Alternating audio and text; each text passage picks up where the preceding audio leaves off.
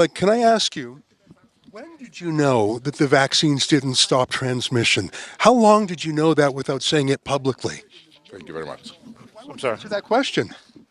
I mean, we now know that the vaccines didn't stop transmission, but why did you keep it secret? You said it was 100% effective, then 90%, then 80%, then 70%. But we now know that the vaccines do not stop transmission.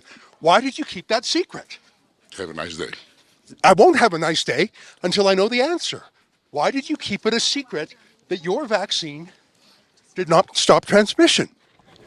Is it time to apologise to the world, sir? To give refunds back to the countries that poured all their money into your vaccine that doesn't work, your ineffective vaccine? Yeah, you have a little bit around. Are you not ashamed of what you've done in the last couple of years? Do you have any apologies to the public, sir? Are you proud of it? You've made millions on the backs of people's entire livelihoods.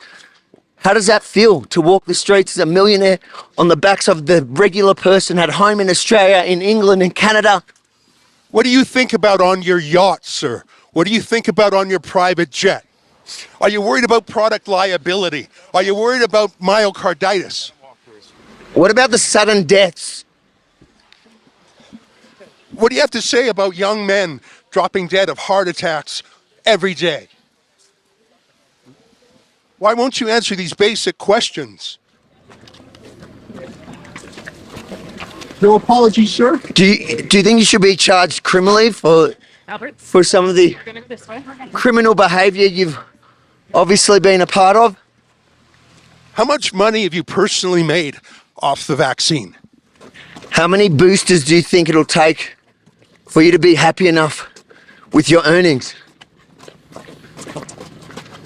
Nothing? Who did you meet with here in secret? Will you disclose who you met with? Who did you pay commissions to? In the past, Pfizer has paid $2.3 billion in fines for deceptive marketing. Have you engaged in that same conduct again? Are you under investigation like you were before for your deceptive marketing, sir? If any other product in the world doesn't work as promised, you get a refund. Should you not refund to countries that laid out billions for your ineffective vaccine? Are you used to only sympathetic media, so you don't know how to answer any questions? Is that it? Shame on you, sir. Shame on you. That's Albert Bourla, the boss of Pfizer. His people were pushing us around a little bit. Mate, he's pretty fit. I don't reckon he's had one jab. I'm huffing and puffing a bit. At least I didn't have any myocarditis.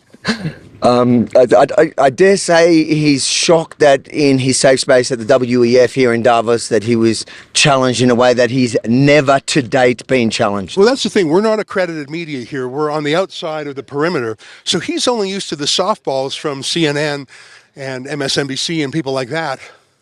I asked him a real question about product liability. No answer. A real question about Pfizer's past deceptive practices. You know, they paid the largest fine in American history to the Justice Department for deceptive marketing. I don't know if that's underway right now. I don't know if they're being investigated, but I think they should be. When did he know that the vaccine didn't actually stop transmission? I wanted to find out because surely he knew before we knew.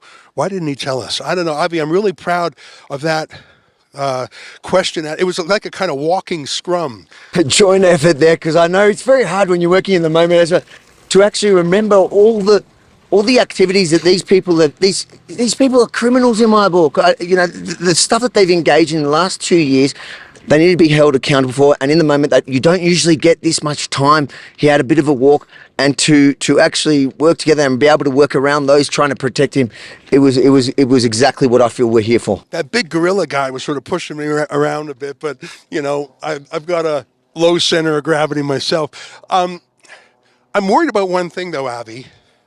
Pfizer is connected to big media in an enormous way. I'm worried that they're going to try and block this video. I'm worried they're going to try and cancel it on YouTube, on Twitter, on Instagram, on Facebook, places like that. So I want to look straight at the camera and say, folks, if you cannot find this video out there, go to WEFreports.com. That's a special website we've set up for the World Economic Forum, WEFreports.com. And if you feel moved by our coverage, please consider chipping in because we're 100% crowdfunded. Obviously, we get no ad money. We've been completely demonetized. But if you like that kind of accountability journalism, Avi Yamini from Australia.